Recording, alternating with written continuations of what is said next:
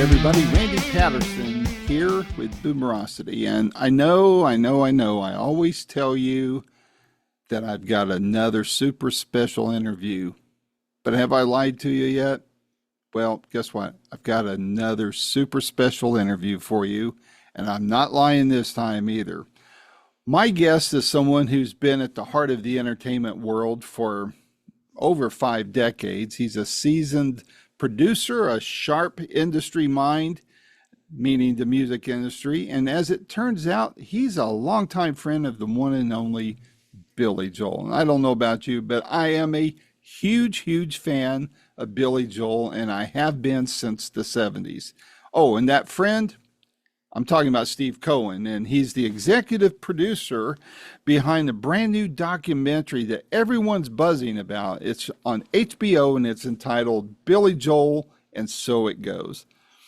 This film takes a deep personal dive into the life and legacy of the Piano Man, and today Steve is going to pull back the curtains to give us some behind-the-scenes insight into how it all came together. And it's a fascinating story. And there are some very big names tied into that, and not just Billy's. I don't want to ruin the surprise, but there's some pretty cool people on this thing. A couple of apologies, though. First of all, there was a technical error on my end, and this seems to be my week of technical errors. I've had glitches with Zoom that I wish they would fix, and because they're so intermittent. But this time the fault was mine, and I didn't realize that the little cable on my official podcast microphone had disconnected from it. And so the sound on my end is terrible. I'll admit it. It's tin canish because it was the microphone on my computer, and I didn't notice it until after the interview was done. So my apologies for the really crappy sound of my voice, which it doesn't sound good with the best of setups. So my apologies there. But the interview is fun. I think you're going to really like it. I think you should, if you're not already an HBO subscriber, sign up, because the first part of the documentary is on July 18th, which, as I'm recording this, is just a couple of days away. And then part 2 is on July 25th. After that, it'll be on demand. But if you're like me, you want to see it as soon as it comes out. And believe me, I got the advanced view of it. And as a Billy Joel fan, I learned a lot that I didn't already know. And I mean a lot. And there are parts that will bring you to tears and parts that will absolutely blow your mind. And I mean that, no hyperbole here. So sit back, turn up the volume, get your favorite drink. Mine was a nice LaCroix water, and enjoy this Boomerocity exclusive with Steve Cohen. Until next time, this is Randy Patterson with Boomerocity. Take care. I always do virtual backgrounds with whoever I interview, because it's about who I'm talking to. It's not about me, because if you guys like you don't show up, nobody cares what I have to say. I doubt that's the case. But I'll tell you, it's pretty interesting, because that photograph, that's the key art, is a photograph that was taken by Billy's first drummer, Reese Clark, that we found in the archives. And it was really interesting because, like, out of all of the press photos and publicity photos and millions of photos that we, combed through, this is a real moment in time. They were on the road in, I think, in upstate New York, doing Cold Spring Harbor, the first tour for the first record. So it's kind of like, and we all, it's interesting about this stuff. You end up getting a little pushback because people have their own opinions on what the imagery should be. But being with Billy for, all of those decades, like this is right back at the beginning. So I'm very glad they chose it. And I think it's pretty stunning, actually. I think it's very, very good. And I was telling Samantha before you jumped on that, I've been a Billy Joel fan from almost the beginning. Right. And, I'm a boomer. I'm about to turn 66. I saw Billy at the ASU Activity Center during the Nylon Curtain Tour. And after I Phoenix, launched right? Is that in Boomerocity, Phoenix? Is yeah, that in yeah, Phoenix? Yeah. Tempe, technically Tempe. Tempe, but yeah, Phoenix. So, I was there. and a great show, and the video that came out from that same tour, I've looked once and I couldn't find anything. I need to look again, but I wish that show from that tour would be put out on DVD because I love that concert. I saw it on, I guess it was Showtime or HBO not long after that tour, and I've seen segments of it on, I guess, YouTube or something. But I'd love to have the DVD right in my own personal library so I Well, can. I'll tell you, it's actually the Live from Long Island, Mhm. the concert that we did at Nassau Coliseum was from that tour. That was the Nylon Curtain tour because we did Scandinavian Skies, we did Goodnight Saigon. So that Okay. was the tour. And in fact, the stage set was sort of a factory riveted metal kind of distressed Because of Allentown type because of thing. Allentown, there were multiple Yeah. pianos. That was the first tour we took, four multiple pianos on stage. So yeah, so Wow. that is the tour. That's basically Oh, what. okay. Well, I'll pull that then or I don't order think we did that. every. But I'm sure we didn't do every song from the album because we never did that. We would just pick, a half a dozen right. songs. Yeah. But that is circa Nylon Curtain for sure. Wow. Very cool. I'll order that then. But I tell you, as I was telling Samantha though, people think I know everything about music because of what I do, and I just tell them the internet's a wonderful thing, right? Some things I've got almost like an idiot savant type of memory on, and my friends just call me idiot, but really, there was just a lot that I thought I knew that I didn't, and I was blown away. So because I got to get, Samantha provided a link to be able to watch this ahead of time, and I was like, oh my gosh, I've been hyping it on my personal Facebook network because I know there's a lot of Billy fans on in my orbit, and I mean, my hat's off to you, Steve. You guys did a phenomenal job. It wasn't a mailed in type of thing. And there's so many things that struck me about it. I mean, you guys didn't dodge the hard stuff. Mm-mm. You took it warts and all. And I'm not afraid to name names on this one, but I remember going to see the David Bowie movie that came out, what, 2 or 3 years ago, put Right. out by the estate, and I forget the name of it. I should have wrote it down. And I'm friends with That Angela. Moon Age Daydream. That's it. That's Yeah. it. And I'm friends with Angela Bowie. She, nicely, she had a lot to do with David's early image and, contributed to that whole rise of his stardom and all that. And I'm not exaggerating on this, Steve. They showed a glimpse of her in a photo for, I'm not exaggerating, 3 seconds. Mhm. 2 hours of a movie, a lot of from that era, but she only got 3 seconds. And when you guys did what you did with this movie and pulling in the ex-wives and all that, I thought, boy, that's treading some dangerous territory, maybe. So I just thought it was phenomenal how you guys pieced it together. It's very tastefully done, even on the hard stuff.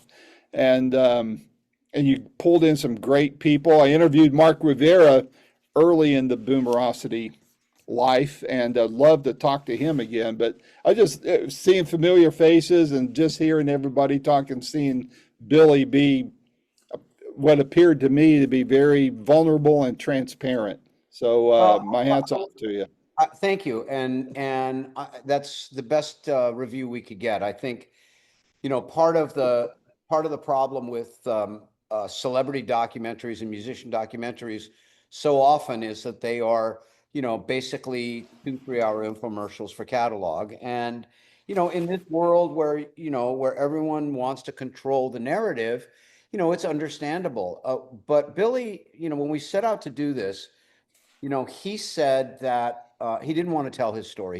He's tired of talking about himself, which is so Billy Joel. And he also, said very much, look, my life is in my music, And that's all I have to say about that. And if somebody wants to dive in and tell my story, my hat's off to them. But it doesn't interest me to do it. And throughout a long process of fits and starts, a couple of different directors, a couple of different projects that might have happened and didn't happen because of timing or whatever, how we landed with Susan Lacey and Jessica Levin was sort of fortuitous, and sort of the gods were conspiring.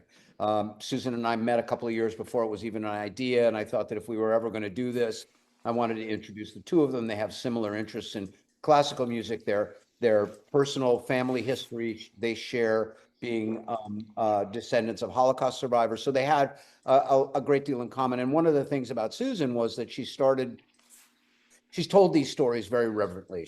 An American Masters for 30 years. She's really the preeminent artist documentarian, because she respects the work. And I knew that the tabloid aspect of Billy's life would not be, her focus. So when the decision was made to do this, she made it really clear to him, and she made it really clear to me that if she was going to do this, it needed to be an independent story. My role as executive producer, and having been with Billy for, 5 decades, can you believe that? Do you think it's going to work out? Maybe, I think maybe we like each other, but my role was to assist them in going down avenues that might not have been readily apparent in research. And because I lived a lot of these events, I was there when they happened. I tell this story a lot, that when Billy was recording and writing, there was, the band and us guys, we were a family, and, he would finish a song and put his handwritten lyric sheet in front of you and play the tape, to see what everybody thought about it. So, many of these songs, I heard them before they were finished or before they were recorded. So I remember the times, and I thought that my role in assisting them finding the context for a lot of this stuff was really, going to make this film important. So, and more importantly, make it truthful, which was all Billy cared about. Was he said, "Look, I don't give a shit how you tell it, just as long as you tell the truth." And the other part, which was a very conscious effort, and we talked about this, was, without editorial control, Bill, they were going to do, sorry about that. Without editorial control, they were going to, I hope we can cut this. Without editorial control, they were going to leave whatever in they felt was pertinent to telling the story. And you got no say in it. And he was like, as long as they're honest, it is what it is. I lived my life. So I think that's what makes your reaction to the documentary so resonant, because it is that. It is not, look, he sat down for interviews. Anybody who watches this is going to think he participated simply because he was in the movie. But also when you watch this film and see how deep he went and how much it's warts and all, most people don't like to parade those things about their lives, and they don't like to talk. So I think the honesty of it, and sort of opening up the hood behind the meanings of the songs and the motivations and inspirations for the songs, I think that's for a Billy Joel fan, is going to be a real unique, second listen. Like, you're going to listen to these songs again, and you kind of thought you knew what they were about, and now that you know what they're about, you hear them a little differently. I've had people tell me that they're listening to the Billy Joel channel on Sirius, which is on this month, hearing these songs seemingly for the first time because it's the context of the documentary. And, that's a win. That's a win-win for Billy fans and for his body of work. Yep. Well, I mean, silly me. I never delved that much into his background as a fan, because I was really just kind of focusing on the music. I didn't realize he was Jewish until watching this documentary. And I was stunned by the family background, having to leave Germany as Nazism rose, and his grandfather had to sell the plant, and what that plant ultimately was manufacturing after the change of, I mean, it literally, Steve, put chills. I mean, goosebumps on my arms. I mean, it was, I mean, I'm a pro, I'm not going to be ashamed of it. I'm pro Israel. I'm not Jewish, but I'm pro Israel, and, very sympathetic to the history Yep. of Jews throughout all time, and hearing that, you could just, and as he told that story, you could see the pain on his face. Yeah. I mean, was it painful to, Well, I mean, listen, was he, it's a story he's processed, over decades. But I think for me, I'm a great student of history as well. I'm passionate about, that period of time in history. I'm Jewish, so I inherited, that legacy. And I think that intergenerational trauma from that period of time is a real thing. And I think as it relates to a songwriter who writes songs that are personal, that are based on life experiences and emotions and relationships with people, I think all of that is of a piece. And I think all of that, feeds into the depth of that material. And I think, it's been interesting for me knowing the story, knowing his history, but even though you know it, when you see it in front of you and you're watching it, with all of that archival footage, and Mhm. talking to his brother, it becomes real and it becomes tangible. I think the whole thing about Vienna, which is something he'd sort of been deflecting for a very long time, that it is a song about what it really is, which is slow down, like stop and smell the roses, and and Mhm. and live a life present and in the present. But at the end of the day, he was searching for a deeper meaning of his history, and Vienna became the city that his father ended up in, and it's no coincidence that that's the name of that song, and that is, we have that piece in the film where he dedicates it to his father. So, Yeah. as painful as these memories are, he felt comfortable enough to let us in on that stuff, which I think is very brave and very courageous, of anyone, let alone a guy who doesn't really have to do this. I mean, Right. there was no necessity for him to tell this story in this way. So it's a Yeah. gift.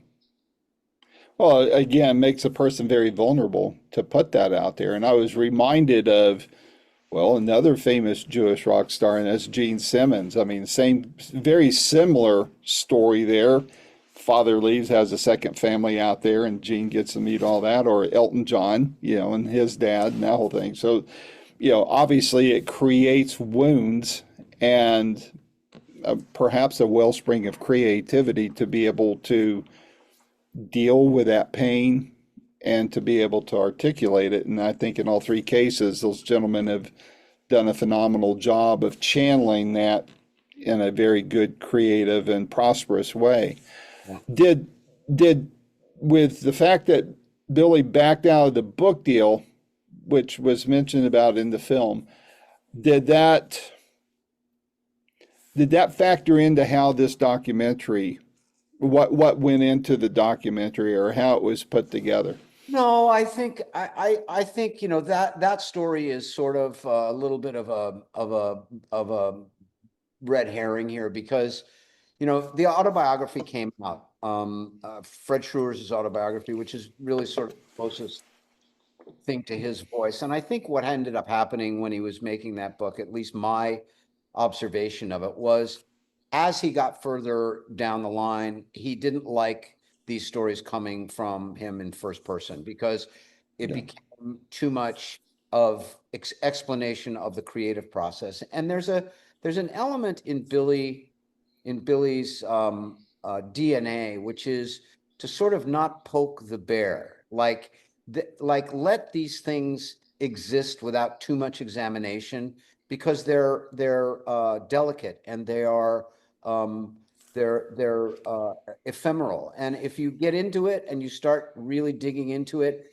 like he's got this feeling that it might just all dissipate. You know, I have the same feeling. It's like, don't look at it too hard. Just put your head down, tell your stories, and you know, don't get too heavy into the how of it all. Like let it emerge. And I think for creative people, I think we have to let it as a sort of a energy flow as opposed to a as a, you know, we're not accountants, you know, we, we need to let this stuff sort of live in the ether. And I think, you know, when you write songs as, cinematic and observational with real people, a very, uh, uh, bereft of metaphor. You know, they're kind of like how we talk and how we think. Beautiful phrases, but it, you know, I think that that is as close as he gets to telling, you know, to doing it, to doing these things as diary entries.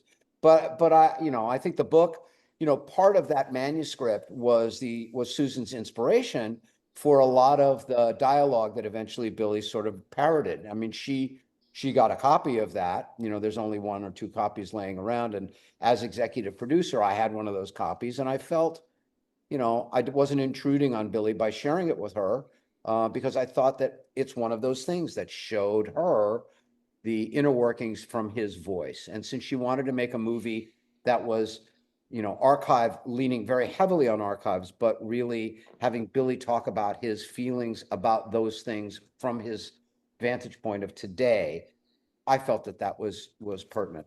I don't know if Billy's mad at me for doing it. I don't said anything, You but might find out soon enough, like tomorrow or something, huh? no, I mean, listen, you know, he'll watch this podcast and go, "I did, you did, fuck you," you know, like it's not, you know. But you know, I I think hope he watches this. So, well, listen, I think we're all too old to worry about it anymore. But yeah. I mean, I think, you know, this long relationship and friendship with him is based on trust and respect, and he has trusted me, and I've respected him, and I think he respects me. So, you know, we tried to make, you know, he's always in search of excellence, and if any of the information that I was able to guide them to observe and feather into the film, um, propelled the story as it related to music, I think he's fine with all of that. I hope. What were the what were the biggest challenges in putting this documentary together? Oh, I think the biggest challenge was the first hurdle was getting Elizabeth Weber on board to participate. She, you know, after they broke up, after they divorced, after she stopped managing him, I like to say she went into the witness protection program because no one ever heard from her. Um, she distanced herself. There are people in her life that didn't even know that she was married to him or managed him. I Wow. made friends with her. Billy stayed in contact with her, but it was always like, you guys enjoy this. I don't have anything to do with it. And I think she was improperly maligned over the years. One, because she was a strong woman in a man's world, and two, because people love to tell stories in the absence of counter argument. And I felt that this was an opportunity to celebrate her participation in this incredible career and to talk about the stuff that was very personal, because she was the muse for so many years. There were so many songs that she's a verse, she's a chorus, or she's an entire song. So that was a challenge. And I wrote her, and I knew that Susan Lacey and Jessica Levin, because they were women in the industry, were going to engender some confidence and comfort for her. So that was a challenge, and it ended up successfully. Part one is all about her and all about that relationship, among other things. And I think it tells a story that no one's ever heard. The other part is just the logistics of, you know, as the story develops, you then go, hey, it'd be really nice to get this one to talk about it, or it'd be really nice to try and figure out how we can do that. And I think my job, you know, navigating Billy's availability for interviews and doing the nuts and bolts producing on getting all of these interviews lined up so that Susan could do her magic, that was challenging. Um, and the archives were unbelievably challenging because Billy's archives were never organized. They're now getting organized because this film has sort of, kicked us all in the butt about, how much there is out there and how much we never knew was out there. So that was very challenging, finding this stuff and then finding the best copies of this stuff and then making the right choices. There's 10 performances of Stiletto, which is the best one you want to use visually and audio and orally. So I think those were the three challenges, the three biggest challenges. Um, I think the overview for me is, I lived this life. So staying independent and staying objective as much as I possibly could when I would see bits and pieces and cuts and sequences, was my biggest challenge because I love the story. I love the fucking story. Like it's a joy for me to recount this stuff. So, being brutal and not holding on to things that maybe, didn't propel the story, fast enough. That was really being objective was another challenge. But and working with a bunch of women, that's always tough. I'm not going to touch that, man. I'm I'm just just not. kidding. Listen, I'm kidding. I didn't mean that at all. Hey, I'm divorced, so that tells you something. Say So what? Yeah. I said I'm divorced. That tells you something. Hey, So, Billy's married 4 times, so there's a whoa. through in all of this. So What was Tom Hanks's part in this? Tom Hanks was an incredibly powerful name to attach to this project, and his relationship with HBO, his recommendation. Look, Susan Lacey was his choice, him and Gary Getzman's choice for me to consider. They wanted to be involved as executive producers to lend whatever hand they could in helping with, the behemoth that is HBO, politically, because they had a lot of power. And look, it's, he's a fan, so he wanted to be involved and basically help as much as he could. But I think the biggest involvement that Playtone had was they wanted to be involved, but they told me that they wouldn't be involved without Susan. So it was our decision internally, myself and Billy's and our sort of brain trust, to say, let's weigh this stuff. We have the greatest documentarian for artistry that exists. We have this behemoth that is Playtone and Tom Hanks. We have HBO that is a critically high bar, which is where we want it to be. We're not funding it. We're not producing it. They're putting up the money. So it was a great combination. The other people that were involved that were very important was Todd Milner and Sean Hayes. Kind of from left field, you say. I mean, Todd and Sean are comedy producers. Sean's a star, a big podcast star, obviously, and they're the ones that brought Playtone in. So I was very fortunate having relationships with these people, them coming to me and offering their assistance. So that was the involvement. He seems to like to put his toes into the rock and roll waters a little bit from, that thing you do that he was in, and then playing the Colonel, which I didn't totally agree with his portrayal of the Colonel in that, but still being involved with the Elvis movie. Listen, he's a music lover. He's a music Yeah, lover. yeah. He's a passionate music lover, and hey, look, politically, he's one of the most powerful men in Hollywood. So these things are hard enough to get made with top line talent. So I wanted to make sure Susan and Jessica wanted to make sure that they had the support, because this was not a cheap film to make, and Yeah. we didn't want to have to cut any corners in the production of it. So they were very helpful when it came to, there's just something when you're representing a Tom Hanks produced film that people just say yes. And when they say yes, that means they approve the payments and they get the money so that you can do what you need to do, because they know he only backs things that are of the highest quality. And Gary Getzman, who is his partner, was incredible and so incredibly helpful throughout the process from an editorial point of view. Like, we'd be working on something and we'd have a Zoom and he would point out something that none of us would see because he would see it from altitude, which is, I think I learned a great deal about the role of other executive producers on something like this. Because basically I'm an executive producer, but I'm a producer too, because Hmm. I had to roll up my sleeves and actually do some work. I, I shouldn't say they didn't do work, but different kind of stuff. So Hmm. the value there um, it's very important that you surround yourself with people that you trust, so that when you make a decision or you feel that you want to plant your flag and die on a particular hill, somebody will point out to you why that's not the hill you should die on and give you a really good reason. Yeah. Because these decisions are very personal. For Billy, and I don't know if you can speak to this or not, or feel like I mean, you know him very well, but maybe this is something you don't feel comfortable judging. Was the documentary, was it more cathartic or was it more painful for him personally? I don't, I don't, if I'm guessing, it was probably a little bit of equal parts of both. Um, I find him to be very grounded and very much a guy who lives in the moment and accepts. Look, he starts out the film by saying that the greatest thing he ever did was screw up.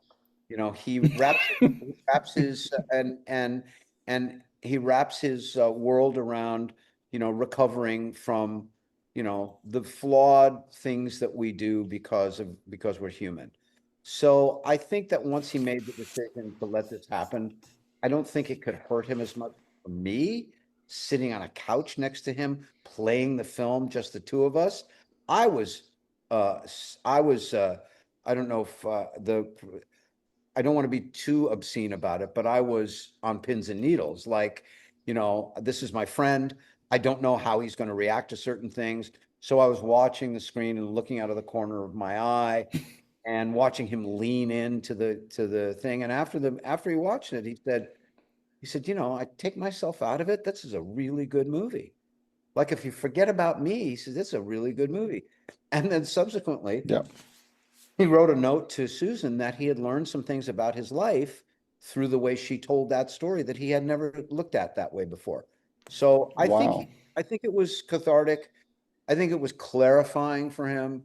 And I also think at this point in his life, it's sort of a chapter that he needed to finish. Like Yeah. at 76, he's done everything. He's climbed the highest mountain. Um, he had a little bit of a hiccup with this health thing that sort of made Mm. him feel his mortality and realize that, it isn't all, you can't be the same person that you were 35 or 40 years ago. And he's Yeah. doing really well and he's taking care of himself and he's he's Good. he's getting better. But so I think there's an acceptance in him about all of this stuff that, like, okay, and I think him being ready to let everybody know the inner workings of how the craft is done is educational. He wanted to be a history teacher. Like that's Hmm. what he wanted to do. So I think there's a part of him that feels that this is a give back as well. I'm making this stuff up because I know him well enough, but I don't know him that well to know exactly what he's thinking about. But all signs say that it's a little bit of all of that. Yeah. What were a couple of the biggest surprises that you experienced in putting this film together? Nothing much surprised me, to be honest with you. I knew the Oh, good. stories really well. None of it really surprised me. I think the thing that surprised me is that putting all of these pieces together in a narrative and having the narrative be as entertaining as it is and as emotional as it is, I think that was the biggest surprise. I can't believe how many times I cried. Like, I mean, how many times I got choked up and how many times I got choked up after watching it over and over and over, like, Yeah. it's coming around the turn and it's coming. And at one point, Elizabeth gets choked up about the light coming through the window, and that this is what she hears, and I get choked up every time she does it. The Sean Small, Sean Weber at the end of part one says this. If Billy could show his emotions, we wouldn't have gotten these great songs. We might not have gotten these great songs. I mean, that chokes me up. Hmm. Him talking when he says, I realized walking on stage that there's still some gas left in the tank, got me every time. So I think that Yeah. was One thing I wasn't aware of was how, and it was a very poignant scene, I feel, on the in the film. I can't remember if it was part one, part two, was when he was speaking out about what was, how the whole thing with Charlottesville was being portrayed. And I love the fact that he wore the yellow Star of David on his, on his breast and on his back. Um, and without saying a lot, he said a lot about all of that. And and maybe this is, I always try to stay non-political as best I can, but I'm curious with the events that's happened over the last couple of years with, with what happened in Gaza and the protests. And that's the main thing I'd be curious about is how have the Columbia protests and those kinds of things, has he said much about how that affects him? Because that's so, in my mind, very anti-Semitic, where a lot of Jewish students were prevented from going to class and that kind of thing. Has he, along the same line as the Charlottesville reaction, has he said much about that? not really. I think, as he always says, um, it's not for him as a rock star to make a political statement, but he says it very clearly. He says in his heart, he'll always be a Jew. So I'm Hmm. sure that affects him as deeply as it affects me. I think that, in the world that we're living in now, where it's very difficult to ascertain what's real and what's not, you kind of have to stay above the fray. And I find that he does. Um, and I think, look, we as Jews know what anti-Semitism smells like, and we know what it looks like, and it's impossible to argue away. So, we're aware of it, and you're aware of it as a Jew in your bones. Hmm. So, you know, is it a call to action for him? I don't know, but I think, in this film, the story of his ancestry of being um, a Holocaust, in of being a survivor, of being from a family of survivors, and being able to be free and be an artist and be able to educate and entertain and make people happy. I think he feels it's he's getting his just desserts. You know what I mean? Like he's Hmm. doing what he needs to do. So in his heart of hearts, I couldn't tell you, but I know uh it takes a lot for a guy who is not political to walk on stage with a Jewish star, because there's so Yep. many people in that audience didn't know what the hell that meant. And I think that And they that's sad. I think that's the reason that he did it more than anything else, is to point out that, this has happened before, and we've seen this Hmm. happen before, and this is what this looks like. So, I'd be curious. I'd be curious to have a further conversation about it, but Yeah. you know, it's not our day-to-day dialogue. Right. Right. What wound up on the cutting room floor that you wish hadn't? Anything? Yeah, there was quite a few little bits that I miss. And I think what I miss most is these interviews with the guys like Mellencamp and Henley and McCartney. They all said so much more. Springsteen, they said so much more about Billy. Um, they were effusive in their praise. They were funny. You just couldn't get it all in there. So I think I miss some of that stuff.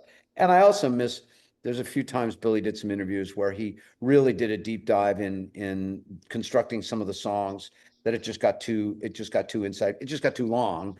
So I missed some of that. I mean, at one point, it was a three-part film. And Really? yeah, at one point it was three episodes, and it just fell under its own weight. Yeah. It stopped moving. And like I said, you get really attached to stuff, and you need other people to say, give you that litmus of questions. Is it moving the story forward? Is it telling you something that you don't know? Is it restating something that you've heard 3 or 4 times? And you have to put this filter through all of those decisions. And if it doesn't pass it doesn't click all those boxes, it gets cut out. So, Well, as a fan, and I put myself probably solidly in the middle where, there's probably the rabid fans that, know Billy's underwear size, and then there's those people that are just passive listeners. I feel like I'm probably somewhere there in the middle. And for me, and I'm not saying this to patronize you, Steve, but for me, when it got when I was done watching it, there was two things. One, I wish there was more for me to watch, and two, I wish I had had it on DVD so I could kind of like more easily skip back or go back and rewatch whole things in my own time and not worry about the links expiring and all that kind of thing. But the good the news way is, you guys, the good news is it's streaming. Once it drops on HBO, you can do exactly that. You can watch it as many times as you want. You can pause it and go to the bathroom yeah. and food and be able to run things back as much as you want. Well, So but is it going to come out on DVD after all that? I don't know if there's if they put out hard product anymore. I really don't know. I just know that it'll be up on HBO and it'll be up on Max forever. Once it goes up there, they don't take them down unless, Oh, okay. so it will be up there for you to watch as many times as you want, as long as you have a subscription for it. So, Well, I think if you were to do it on DVD, I mean, I get DVDs all the time from the people that are still putting them out. It used to be Universal, and then I forget the name of the company now. But boy, to have that on DVD and all the stuff you were saying that were taken out, cut out, be grayed out. oh, Just a whole. I think once, I'm not knowing how the structure of the HBO world is as intimately as some. I don't know what the window is for all of that stuff, but certainly there will be a desire for whether it be a director's cut or whether it will be added bonus features or things that weren't in the original film. There's always a hunger for all of that stuff. So Yeah. I can't tell you that I don't think that will happen. I just don't think it'll happen, right away. I think Right. film Right. itself, the film itself has to be out there for a year or so, and everybody has to Okay. digest in the manner that HBO is delivering it. So, Oh, maybe if it comes out in DVD, we'll come and there's a lot of, bonus features additional on there. stuff. Let's have another talk about it and we can But talk about those things. What's next for you? I've heard stuff's being said that you've got several projects in the hopper and what you got going on that maybe we can talk about in the future. Well, I have a scripted show that I've been developing for about 6 years with Amazon and MGM. It's a Billy Joel project actually, but it's a very, very different project. It's a scripted young adult drama that takes place in Montauk, New York. That is where the Billy Joel soundtrack, where the Billy Joel world and characters become interwoven into a storyline. And Oh, cool. it's written by a gentleman named David Weil, who did Hunters for Amazon, did uh, um, Invasion for Apple. He just finished the Russo Brothers series, and he's a guy from Valley Stream, New York, and we've been working pretty closely for about 3 years on it. And hopefully an announcement comes pretty soon that we got a network who's going to put it on the air. So that's happening. There's another Billy Joel project that's interesting, which is it's a docu-series breaking down the song "We Didn't Start the Fire" for the History Channel, where we're taking every verse from "We Didn't Start the Fire" and doing a deep dive on each one of the characters. How And fun. that's going to be a fun thing. It's 40 years, so it'll be 40 episodes.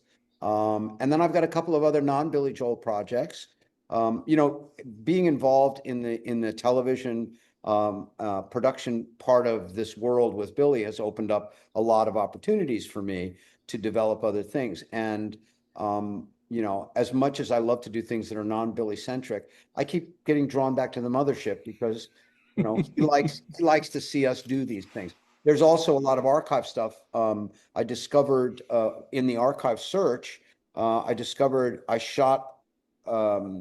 I shot a show in 1981 for some music videos in black and white for an album that came out called Songs in the Attic. Hmm. That was long since, lost to history, we went through and found cans and cans of 16 millimeter film negative that had never been processed. Well, it turns out I shot Wow. the entire show. I don't remember shooting the entire show. I remember we were doing some pickups the second day, but as it turns out, we recorded the whole thing, we mixed it. The performance is unbelievable, and now we're just cutting that together. So I think that'll be the next Billy Joel visual product that comes out. I'm hoping to cut it together for theatrical, so that'll be a fun thing to watch. It's really fun to watch Billy and that original band perform. We shot this, and a week later he went into the studio and started recording the Nylon Curtain. So it's just at the end of the Glass Houses explosion. Wow. Well, it's great. I mean, you see these guys, they're kids, and Billy's this little arrogant guy, and it's a club show. There were 100 people, so it's Oh, wow. it's a pretty great thing. So I'm working on that, and yeah, I mean, got a couple of books that I've optioned for development. So who knows? Look, I just turned 71 on Sunday, and I'm happier than I've ever been doing this stuff at the pace I want to do it. I have incredible support from Bill. I think this film is going to be very important tent Agreed. in my career, and I got to keep moving forward, because if I Oh, don't, cool. I don't want I don't want to sit around like it's not fun. Like I've been doing this since I'm 20 years old. Like, why stop now? It doesn't make any sense. You're just getting warmed up, right? Well, it's a little bit of my second act too. I was a rock and roll lighting guy for 45 years. So, still am. So, and I still get a call now and again to design a live show. So I still have that part of my career. So yeah, hopefully we'll be able to talk about the next things, because I like doing this stuff and I like talking about the work. Well, man, I would love to talk to you with each one of these projects as you roll them out, because you're fun to talk to. We get deep in the weeds on some things, and I feel like we just haven't even really scratched the surface on this whole thing. But I would love to, cover this more. So my door is always open to you on any of these projects, and I'm going to rush this. Normally, I only post on Wednesdays, but with the part one coming out on Friday, I want to see if I can get this thing done by tomorrow night. I'll send the links to Samantha, and then let's stay in touch and talk as you got stuff rolling out. Fantastic. It was great talking to you. And yeah, I think we covered some good stuff. So I look forward to hearing it, and let's stay in touch. Thank you very much. And please tell Billy there's this hillbilly in the Smoky Mountains way down south that's a huge fan of his, and that I love the documentary. Fantastic. I will tell him for sure. All right. Thanks a lot, Steve. I'm sure he'll watch this. I'll send him the link once you publish it, because he eats all this stuff up. He loves it. All right. Well, we'll look for it in the next couple days. Thank you. All right. Take care, Steve. Bye-bye. This has been another fun-filled episode of Boomerocity with your host and producer, Randy Patterson. The theme song is Roll the Dice and is recorded and used by permission from Quentin Hope. Quentin is spelled Quinten, and Hope is Hope. And you can find out more about Quentin at quentinhope.com. Post-production is done by Cardinal Sins Productions. The Boomerocity name, logo, and content is copyright protected. Segments may only be used with written permission by Boomerocity and/or its assignees. Inquiry should be directed to input@boomerocity.com. Copyright 2025.